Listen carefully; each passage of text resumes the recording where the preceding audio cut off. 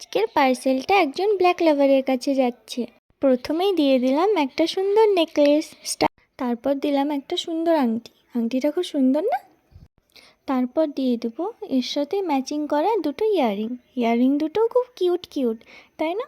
ভালোবাসার মানুষের কাছে এরকম কিউট কিউট জিনিস পেতে কার না ভালো লাগে।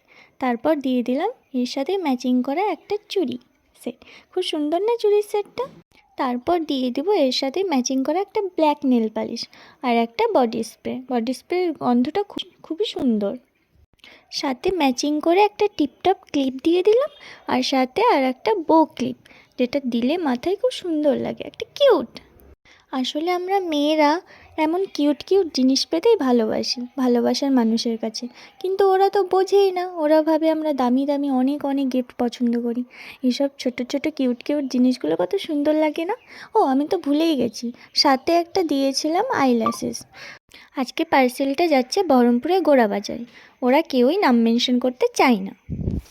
আজকের জন্য এইটুকুই। দেখা হবে নেক্সট কোনো পার্সেল ভিডিওতে। ওকে, টাটা।